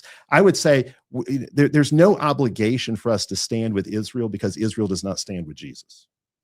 It's simply a pragmatic, strategic question. It's a wisdom question. If we want the blessing of Genesis 12:3, the church needs to find favor in the eyes of the state. And the state needs to recognize the church for what she is as the body and bride of Christ, recognize Jesus for who he is as King of Kings and the Savior of the nations, and recognize the Bible for what it is as the inspired, inerrant, infallible Word of God. That's how a nation can get God's blessing. Amen. I've written down so many things. I have our podcast totally planned out. I'm Sweet. so excited. I have so many more questions, and I know you have to go. So thank you for being here. Yeah, thank y'all. This was great. We just dropped a bomb in the middle of Alabama, but I think it's good, and we'll continue the discussion. I'm sure we'll have lots of messages from listeners and viewers. Sure you will. But thank you. It's going to be an entertaining listen on the ride home. Well, I mean, it's just, we started the day calling ourselves heifers, and we're just going to go to Israel, and then we called out some congressmen. I mean, what else can we add to the day? Go. I don't know. Just another day at the office. That's exactly right. But it was awesome. Yep. Thank y'all so much for having me. Yep. Thanks. Thank We'll you. be right back.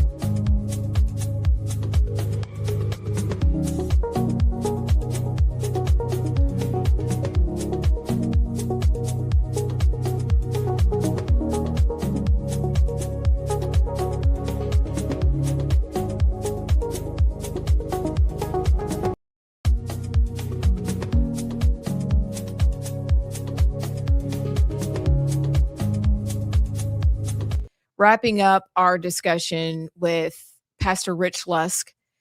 I'll put some show notes for us today. Actually, JP will help me do that. I will get it to JP because JP does all things very well. So that you can read the articles and you can listen to perhaps some podcasts and dig in if that was your first time hearing any of that and learning it for the first time. We are going to have Rich back for a long form podcast. He is a very busy man, but we're going to work it out and do that so that we can ask all the questions, because if you watch the interview, Allison was writing a lot of questions, but then he just posed this new theory. Now we got to go dig into that too. The horseshoe theory. So I'm going to read about that. I'm so interested. I literally just heard about it 2 weeks ago. I knew nothing about it and I'm so intrigued. So thank you for sticking with us. Thank you for your thoughts. I know we have some texts, but Allison Sinclair, what are your thoughts, my friend? I just wrote down so many other things that I wanted to ask him, and I hope we get to it. You know, like, is Judeo-Christian values, you hear people say that all the time, and it's like you don't even think about it. Is that a thing? I don't even really, is that a real thing? Do we share values? Because as he was talking, I was thinking back to this clip of Ben Shapiro years ago, and I think he was on Joe Rogan. Yeah, he was on Joe Rogan, and Joe was asking him, so what do Jews believe about Jesus? And he was like, Joe says, do they believe he's a prophet? And he's like, oh, we don't even believe he's a prophet. He was just a rebel against the Roman government. And, he was he was a real person, but we don't even think he was a prophet, much less the Messiah. And I'm like, how, if some of the basic orthodoxy of being, and I'm just thinking out loud now, some of the basic orthodoxy of being a Christian is you believe in the Trinity, the Father, the Son, the Holy Ghost. I mean, that's just like basic things you have to believe.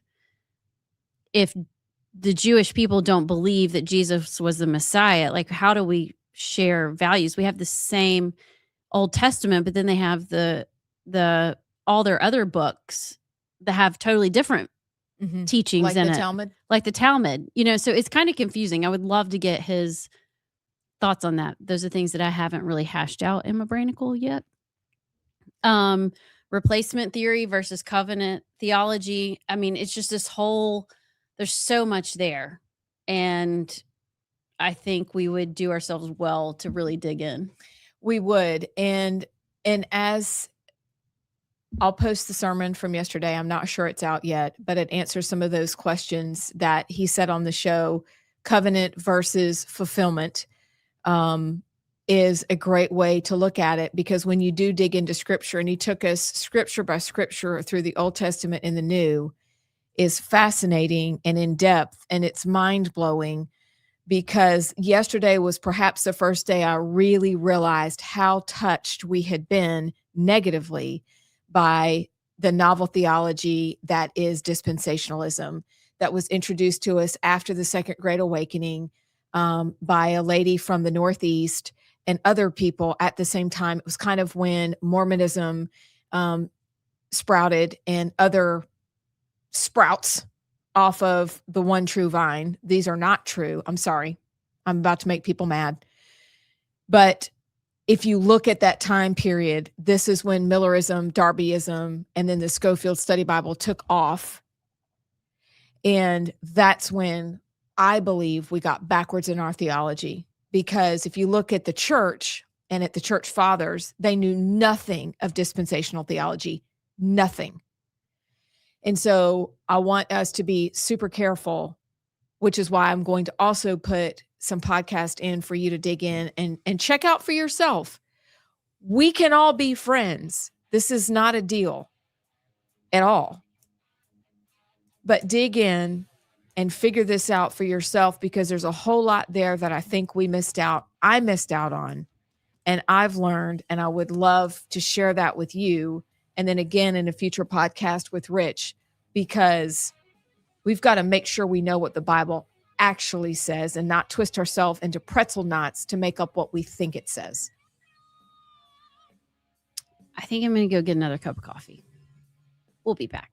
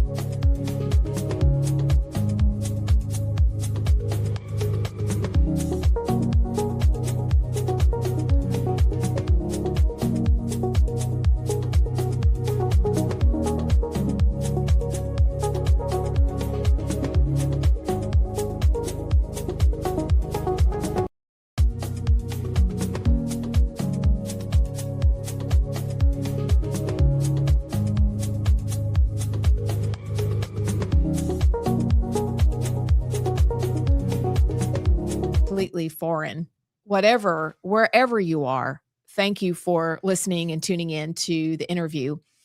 Right now, we like to do a segment called The Three.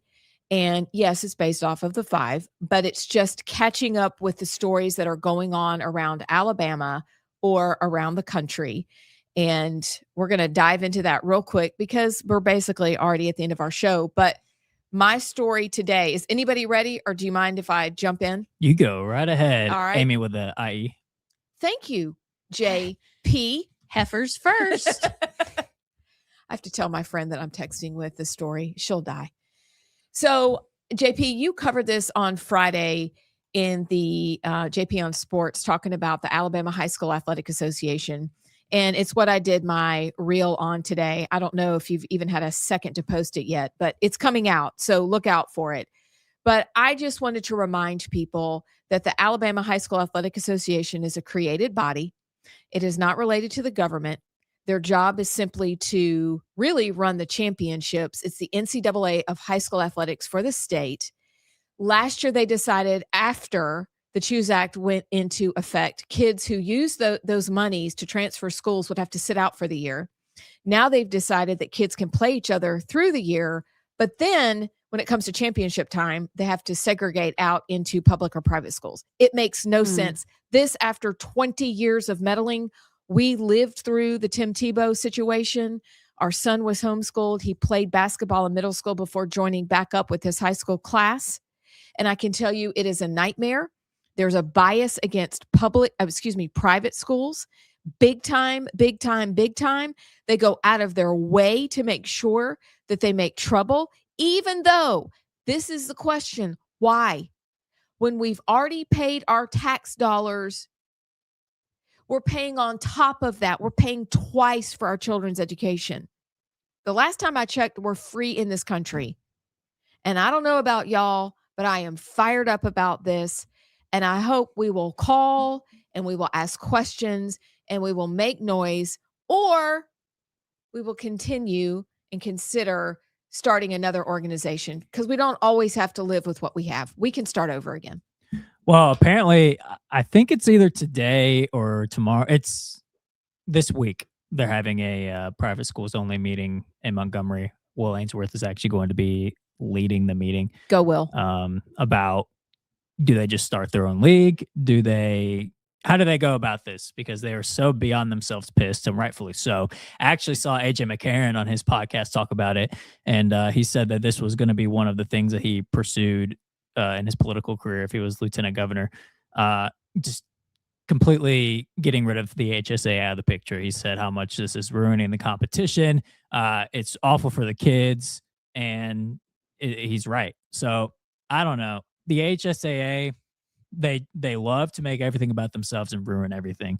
If they could have just lived with the Choose Act and not done this, because this is going to make it worse. This is almost like introducing NIL into high school sports, because private schools, they're not, well, for the most part, they're not recruiting, especially not using the Choose Act. But now you've kind of made it the wild west. And if private schools are competing amongst private schools, they can, maybe incentivize to recruit from the public schools to compete against other private schools. You know what I mean? Mm-hmm. It's making it worse. And it's all because they want to take their ball and go home over the Choose Act and getting sued. So we'll see. Maybe there will be a private school league. I wouldn't want to see that, but Yeah. Okay. Sinclair. They've been a joke for so long. I mean, really, like the NCAA. Is anybody surprised? No. They're a bunch of babies. And the sad part is the kids are the ones that are caught in the crosshairs and that will suffer for this. And they must be a bunch of communists too, because they don't like free market. So I have nothing to say. Thank you. You get them, Will. Said it better. Will Ainsworth posted several posts about it, and has hundreds of comments and has started a really good discussion. Of course, his kids go to private school, so he's very invested in it. But call them out. Ugh, they need to go away. I'm so tired of them. Truly, if we hadn't lived through it myself, because people are like, well, there's such nice people in there. Really? It has nothing to do with whether or not they're nice. It has everything to do with the policies they enact and who suffers. Period. Personnel is policy. Thank you. So That should go on the quote board. I'll write it down. Okay. I'm making Like a big, good we need, hey, notes. a big one right here. Okay. Whoever has the best handwriting, not me, Not me. gets to put it on. Ugh, we all suck at handwriting. You know what? We can get Molly to stop by. She has the most glorious handwriting I've ever seen.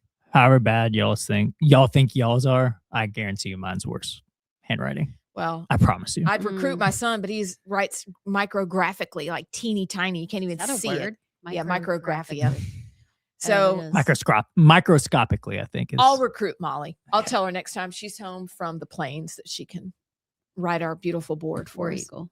All right, Sinclair, what you got? Do you want to go? Well, on? JP, yeah, let me go last because Okay. I'm still thinking on. I got an Alabama story for y'all. Actually, mine has a clip with it as well. I want to get y'all's reaction to it. We don't have our thing up. Can we just listen? Yeah, you can just listen. Okay. So, as y'all know, John Wall is now in the race for lieutenant governor after an endorsement for Trump. Even before he entered the race officially, and this has caused Wes Allen to go on the offensive. And he put out a statement saying what he essentially said in this video, but then he also put up this video attacking John Wall. I just want to know y'all's thoughts real quick. Listen to Wes Allen going on the offensive against John Wall in this lieutenant governor's race. Alabama Secretary of State, and I'm running to be your next Republican lieutenant governor. I've worked hard to make sure our state has the strictest voter ID laws in the country to protect our elections. My opponent, Nehemiah John Wall, admitted he tried to vote using a homemade fake ID. We could not be more different. I, like President Trump, support voter ID laws while my opponent breaks them. And just when you think you've seen it all, you see this. This is why elections matter. I'm Wes Allen, and I'm asking you to support me and voter ID on May the 19th. So I will say my thoughts first, and y'all can tell me if I'm off base here. But I'm not fully versed on the story with the Nehemiah John Wall. I pretty much just know that he created a fake ID and tried to vote with it, which is an issue. However, this is something that the left is attacking John Wall with. Like Kyle Whitmire had a full thread attacking John Wall with this exact story ready for when John Wall said he was going to run. So in my eyes, this is Wes Allen attacking John Wall on something that we as the right should be in a united front against. Like if you're going to attack John on, I don't know, something he did, like if John Wall attacked Wes Allen on passing the gas tax, like that's something that's fair game. If John or Wes Allen attacked John Wall on something, I don't know, he did as the AOGOP chairman, that's fine. But I just kind of see this as Wes Allen getting in bed with the enemy to go after somebody that he's running against. I understand it's politics. I understand you're trying to win. I understand that John Wall got a Trump endorsement, so Wes Allen is probably thinks he needs to amp it up a bit. But I don't know. It just seems like attacking John Wall on something that the left is attacking him on, and on an issue that seems like a political attack that the left uses. It doesn't seem like, I don't know. Tell me if I'm off base here, but it just seems like Wes is siding with the enemy to try to go after somebody he's just running against. John will have to have an answer. But here's what I say to Wes, and I could be wrong, though I doubt it. We hosted a forum, and we thought, you know what? We don't think all the candidates that should be here are. And so Alabama said, you know what? Maybe there are more options, which is why two more people, not just one, two more people jumped into the race. More options, more opportunities to make sure that we have the best person who is our lieutenant governor. So, yeah, he's jumping in with the others, and this is politics, and this is the way it goes. But I would ask those who are running, why did two more people feel like they needed to get in the race? I can't remember all the specifics about. It came out that John Wall voted with, he was helping something with Jim Ziegler when he was state auditor. I can't remember if it was his campaign or he was doing press. Gosh, I'm probably butchering this, but somehow he had an ID that was issued from Jim Ziegler's office, and that's what he used to vote with. it's weird. I don't understand. Like, why wouldn't you just use your driver's license? Like, why wouldn't you just use whatever you have? I don't know why he did that. And he is going to have to answer for that. His name, I don't know. His name is Nehemiah John Wall. He goes by John. I don't really think that's an issue. Again, I haven't really dug into it, but I mean, my son's first name, he goes by his middle name. You know, that's what. Yeah. My sister goes by her middle name. I don't think that's so the whole Nehemiah thing.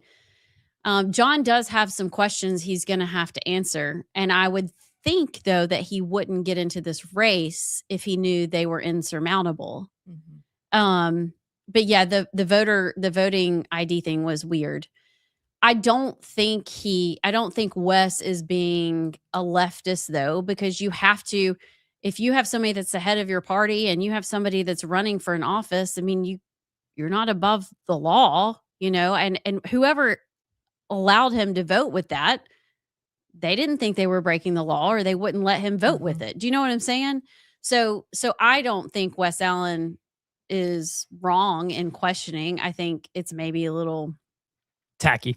Yeah, I think his statements, you know, his very first statement, not the video. I mean, he came out and was calling him Nehemiah, didn't even include the John part. I think it's a little tacky, but I don't think it's wrong for him to ask for the leader of the Alabama Republican Party to follow voter ID laws. He is the Secretary of State, but I'm not sure John actually broke any. Right. Do you know what I'm saying? This is not a perfect example, but it'd be like if somebody was running against President Trump for president this past election on the Republican side, like in the primaries, and their attack against Trump was that he was a convicted felon. You know, it'd be like like a tacky, almost like riding the bandwagon with the left with what they attack with. You know, I don't know. I agree with you. It's worth questioning, but just the like that is, it's almost like he was waiting for John to get in the race. He had that ready, the Nehemiah. And I don't know if you saw in the video, he did Nehemiah John Wall. You know, it seems like that's the thing he's going to ride his whole campaign off of. So I don't know. We'll have to see, and we'll see what John has to say about it. But I just think it's a little tacky. Also, things are heating up. Yeah. John, there have been rumors forever that John was going to get into the race. And then he wasn't. And then he was. I mean, I guess if you have the Trump endorsement, why not? Although I'm not even sure.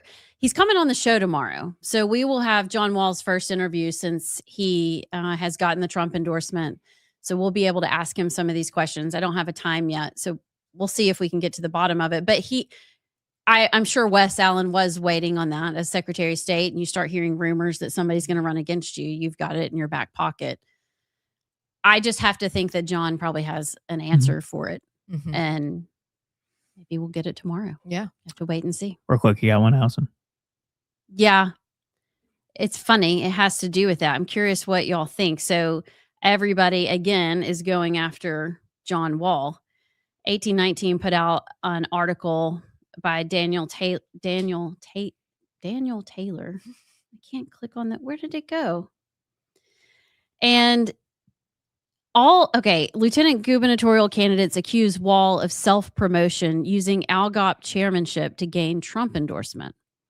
So Wes goes on. Wes is the first one mentioned. He says Nehemiah Wall has once again betrayed his obligation to the Alabama Republican Party. Instead of living up to his duties to promote Republican values and success of Republican candidates, he has chosen self-promotion that will undercut the campaigns of Republicans down the ballot.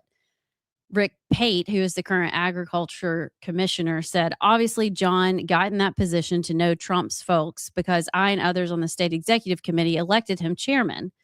Put him in the position to know who to fundraise from. Probably wouldn't have supported him if he was going to use that position to run against any of us. And anyway, Pat Bishop goes on to say that's the beauty of democracy. The people of Alabama will select the next. Okay. They're basically saying that John is using his position to get this endorsement and to fundraise. Duh. Duh. That's what anybody, that's like saying Barry Moore is using his position as a congressman to run for Senate. Well, no crap. That's what you do. You meet people along the way. And why are you saying that John Wall can't use the connections he made or that Barry Moore can't use the connections he made? I think that's like such a little baby kind of argument. And Wes Allen is all over the news right now as Secretary of State. I'm like, I know you're not like campaigning saying vote for me for lieutenant governor, but our tax dollars are paying for all that Secretary of State nonsense. I mean, some of it's legit, but what do y'all think about that? I mean, should John Wall be criticized for being the chairman of the Republican Party? Not at all. I think not at all. That argument is illogical. Is it non sequitur? It's a non sequitur. Yep. It doesn't make any sense at all. It's what everybody is doing. He hasn't done anything illegal. We've watched him do a good job with the Republican Party, and maybe people wish they had that same kind of platform to do what he did. I don't know, but that argument doesn't wash because they can equally turn around and use it on the person making the argument. Well, and to your point, everybody's like, well, we just reelected John for another term for Al Gore chairman, and he should stay in that chairmanship. I get it, but like things change. Okay, Jay Mitchell should stay in the Supreme Court because he just got elected, ran a race. So he can't run for attorney general. I don't know. I don't get the logic. We got to take a break. We'll be back. And my friends, Phil Williams here. You've heard me talk about Inspire Advisors, how Paul Breyer and his team at Inspire Advisors will help you grow your investment portfolio while also screening out the companies that don't stand for conservative Christian principles. Look, they are experts in what is known as biblically responsible investing. And they are now offering a limited opportunity for a free class on that BRI. Check out the class, register for free, their website, www.moneypatternwealth.com. It's godly, it's conservative, it's financial freedom, y'all, with Inspire Advisors at www.moneypatternwealth.com. Check them out. Tell them you heard about it on Rightside Radio.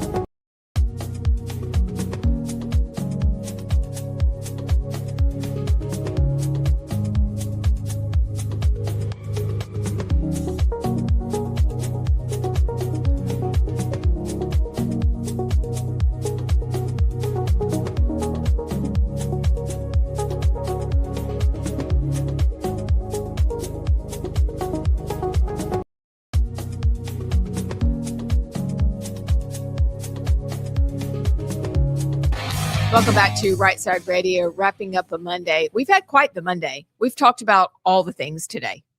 I mean, all of them. And now you know what it's time for? Would you rather? Unless JP has come up with another. Oh, no. I hear it. I hear it. That's his favorite Okay, part. play along with us. Would you rather have social media only show you things that you agree with or challenge you with different people's views? Challenge. Although it's annoying. Nah, give me things I agree with. You don't mean that. I do. What? Like, you want to see your feed? Nothing but liberals screaming about ICE. Is that what you want to see?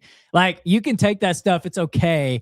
But if it's nothing but that, I would want to like drive off a cliff if I saw nothing but that. See, I wasn't thinking it was that. I was thinking it was like balance, like Rich Lusk, No, like, who I haven't really thought about some of the things he said before. You know? No, like all of what you agree with or nothing but what you disagree with. Oh. Yeah. Yeah. Oh, that's that. The way you frame that is different than I thought. I can't have it down the middle. No, one or the other. Because yeah, I can't handle the blue hairs. I can't either. I mean, while on one hand it would make you stronger in what you believe because you'd be forced to believe it all day long, every day by people who apparently like to scream and use bullhorns. No. Actually, I got a twist. What's that? What? I'm going with all the people that I disagree with. Do you know why? Why? Because it would get me off social media. That's good. That's a way to look That's at good. it. Yep. I Okay. just wouldn't go on. Okay, what she said. One quick one, and this is a good one. Would you rather find money on the street and keep it or turn it into lost and found? Turn it in. Turn it in. You have to turn it in. Yeah. You can't sleep at night. It's a good thing we all said the same thing or we'd have to break up. Yeah, you got to take the grocery cart back. You can't litter. Yeah. Yeah, you got to turn the Pick money up in. litter. Yes. Pick up wallets. And turn them in. Obviously. Actually, I did that one time when I was like 10. I was on a subway in Washington, D.C., and we turned it in and nobody came and got it. So 3 weeks later, they called and told me we could have it. Sweet. Really? Really? Just like we were rewarded for doing the right thing. Yes. We'll be back tomorrow. See y'all. You're listening live to